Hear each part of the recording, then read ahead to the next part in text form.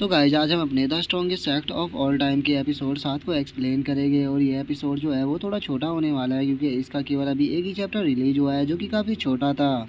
लेकिन चूंकि मुझे सभी लोगों की कमेंट आ रही थी कि मैं इसी सीरीज के एपिसोड को एक्सप्लेन करूँ, तो इसीलिए मैं इसके नए एपिसोड को लेकर आ चुका हूँ। तो जैसा कि हमने लास्ट एपिसोड में देखा था, जो सिस्टम होता है वो वैंग को नोटिफिकेशन देकर उसको बताता है कि इस बार आपने याओ यू को समन किया है, जो कि पैलेस लॉर्ड है स्विफ्टिंग फ्लावर पैलेस की। जो सुनकर वैंग को भी एक बार को अपनी आंखों पर यकीन नहीं होता और वो खुद को चूंटते हुए बोलता है कि कहीं मैं यहाँ पर कोई सपना तो नहीं देख रहा, मैंने इस वर्ल्ड की नंबर 1 ब्यूटी को यहाँ पर समन कर लिया है। और इतना बोलते के साथ ही वैंग जो होता है वो काफ़ी ज़्यादा खुश होते हुए सिस्टम से बोलता है कि सिस्टम जल्दी से जो याओ यू है मुझे उसकी डिस्प्ले पर स्टेटस को दिखाओ क्योंकि मैं उसे देखना चाहता हूँ। जो सुनते के साथ ही अब जो सिस्टम होता है वो से याओ यू के बारे में बताने लगता है। रोज को बताता है कि जो याओ यू है वो X dragon martial art novel का एक कैरेक्टर है। और उस नॉवल के अंदर जो स्विफ्टिंग फ्लावर पैलेस है वहाँ की ये पैलेस लॉर्ड है और उसी के साथ में इसी टाइटल मिला है वहाँ पर मोस्ट स्वीटिंग ब्यूटी का। और अगर इसकी पावर की बात की जाए तो इसे ऐसा कहा जाता है कि जो X dragon martial art novel थी उसके अंदर ये सबसे पावरफुल वोमेन कैरेक्टर थी। और अगर इसकी करंट कल्टीवेशन की बात की जाए तो ये अर्ली स्टेज पर है, परफॉर्मेंस एवरेज रियलम की। जो सुनते के साथ ही अब जो वैंग होता है उसकी भी नाकों से धुआं निकलने लगता है और वो खुश होते हुए बोलता है कि सच में ये मोस्ट ब्यूटीफुल लड़की होने के लायक है। ये तो जैसे कि जियाओ यूनर और जो हुआ यूनर है उन दोनों की ही तरह है, पावरफुल भी और खूबसूरत भी। और वैंग के इतना बोलते के साथ ही हम देखते हैं कि उसके सर के ऊपर एक पोर्टल खुलना स्टार्ट हो जाता है, जो देखकर वैंग भी अपने ऊपर देखने लगता है। जिसके बाद अब हम देखते हैं कि उस पोर्टल से कोई बहुत ही खूबसूरत लड़की निकलकर बाहर आने लगती है। जिसके बाद अब हमें पता लगता है कि ये लड़की कोई और नहीं बल्कि याओ यू है, जो कि देखने में सच में काफ़ी खूबसूरत भी होती है। और याओ यू की खूबसूरती को देखते के साथ ही जो वैंग होता है वो भी एक ही जगह पर जमकर खड़ा हो जाता है और वो उसे देखते हुए बोलता है कि ये सच में कितनी खूबसूरत है। और उसके इतना बोलते ही हम देखते हैं कि जो याओ यू होती है वो ज़मीन पर आ जाती है। जिसके बाद हमें इसका इंट्रोडक्शन देते हुए बताया जाता है कि ये पैलेस लॉर्ड है स्विफ्टिंग फ्लावर पैलेस की याओ यू। और याओ यू को वहाँ पर देखने के बाद वैंग जो होता है वो सरप्राइज होते हुए बोलता है कि मुझे यकीन नहीं होता कि जो मोस्ट ब्यूटीफुल लड़की थी वो मेरे सामने खड़ी है। और इतना बोलकर जो वैंग होता है वो अपने मन में सोचने लगता है कि मेरा तो मन कर रहा है कि मैं अपने हाथों को ही तोड़ दूं ताकि वे दोबारा से कोई ड्रॉ ही ना कर पाए, क्योंकि इतनी खूबसूरत लड़की जो उन्होंने ड्रॉ कर दी है। मैंने कभी भी नहीं सोचा था कि यहाँ पर आने के बाद जो मेरा लक होगा वो इतना ज़्यादा बेहतर होगा कि वो मुझे यहाँ पर इतनी अच्छी लड़की को दे देगा। और वैंग ये अपने मन में सोच ही रहा होता है, तभी जो यावियो होती है वो उसे ग्रीट करने लगती है। जो देखते के साथ ही वैंग जो होता है वो अपने मन में खुश होते हुए बोलता है कि ये कितनी अच्छी बात है कि यहाँ पर सिस्टम जिन लोगों को भी मेरे पास में ट्रांसफ़र कर रहा है उन सभी की मेमोरी में मैं पहले से ही उनका सेट मास्टर रहता हूँ, जिस वजह से मुझे उन्हें कुछ समझाने की भी ज़रूरत नहीं पड़ती। और इतना सोचते के साथ ही वैंग जो होता है वो याओ यू से बोलता है कि याओ यू तुम्हें इतना पोलाइट होने की कोई भी ज़रूरत नहीं है, तुम मेरे पास में आओ और आकर बैठ जाओ। जो सुनकर जो याओ यू होती है वो भी ठीक है पैराट्रीज बोलकर पास ही की सीट पर जाकर बैठ जाती है। और हम देखते हैं कि जैसे ही याओ यू सीट पर बैठती है उसकी बॉडी के अंदर से बहुत ही ज़्यादा कोल्ड एनर्जी निकलना स्टार्ट हो जाती है, जिस कारण अब वैंग को भी ठंड लगने लगती है।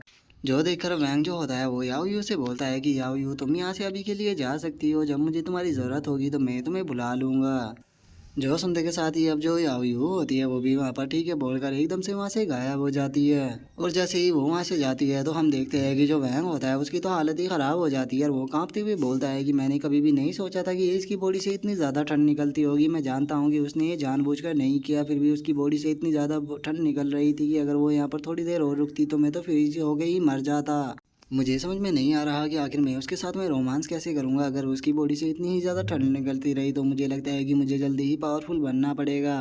और वैंग के इतना बोलते के साथ ही हमारा जो व्यू होता है वो डिवाइन इमोर्टल सेक्ट की किसी दूसरी जगह पर आ जाता है, जहाँ पर कि हम देखते हैं कि जो या व्यू होती है वो पास ही के एक रूम के अंदर चली जाती है और वो जैसे ही उस रूम के अंदर जाती है जो जवान शाह होता है वो वहाँ पर आ जाता है। और वो वहाँ पर आने के बाद आसपास की जगह को देखते हुए बोलता है कि ये तो काफ़ी स्ट्रेंज है क्योंकि ये एंशिएंट हिडन सेक्ट है लेकिन उसके बाद भी यहाँ पर इतने कम लोग हैं। आखिर ऐसा कैसे हो सकता है? इतने पावरफुल सेक्ट के अंदर तो बहुत ज़्यादा डिसाइबल होने चाहिए थे। मुझे लगता है कि यहाँ पर जो मौजूद डिसाइबल है वो पक्का कहीं ना कहीं रूम के अंदर छुपे हुए होंगे। मुझे इन सभी को ढूंढना होगा ताकि मैं भी जान सकूँ कि आखिर यहाँ पर किस तरह के लोग हैं।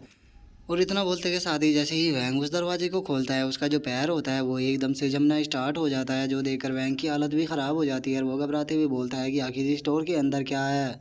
मुझे ऐसा फील क्यों हो रहा है कि जैसा कि जो मेरा पैर था वो अंदर जम चुका है। और इतना बोलकर जैसे ही वो अपने पैर को देखता है वो बहुत ज़्यादा शौक हो जाता है और वो शौक होकर चिल्लाते हुए बोलता है कि ये तो कोल्ड क्यों आई है। और इतना बोलते बोलते ही अब जो जवान साहब होता है वो वहीं ज़मीन पर गिर जाता है और ज़मीन पर गिरते के साथ ही जैसे ही उसका ध्यान सामने जाता है तो वो देखता है कि जो याओ यू है वो बहुत ही गुस्से के साथ में उसी की तरफ देख रही है। और अब जो याओ यू होती है वो गुस्से में उसकी तरफ देखते हुए उससे बोलती है कि याद रखना, अगर तुमने दोबारा से इस रूम के अंदर आने की कोशिश की तो तुम मेरे हाथों से मारे जाओगे। और इतना बोलते के साथ ही जो याओ यू होती है वो वहाँ पर अपनी मटर सोरा को रिलीज करने लगती है, जिस कारण वहाँ पर जो जवान शाह होता है उसकी तो हालत ही ख़राब हो जाती है और वो वहाँ से भागते हुए अपने मन में सोचता है ये तो सवरेज रियलम की एक्सपर्ट है। मैंने कभी भी नहीं सोचा था कि यहाँ पर दो दो सवरेज रियलम के एक्सपर्ट हो गए।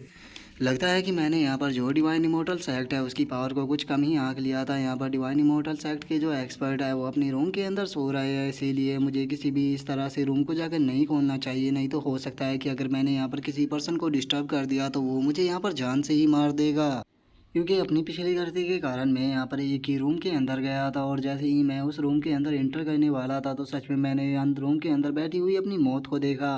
लेकिन आखिर उस लड़की की हिम्मत कैसे हुई मेरे साथ में इस तरह से बात करने की? वो यहाँ पर खुद को समझती क्या है? क्या वो नहीं जानती कि मैं ग्रेट डीमन जुआन शाह हूँ?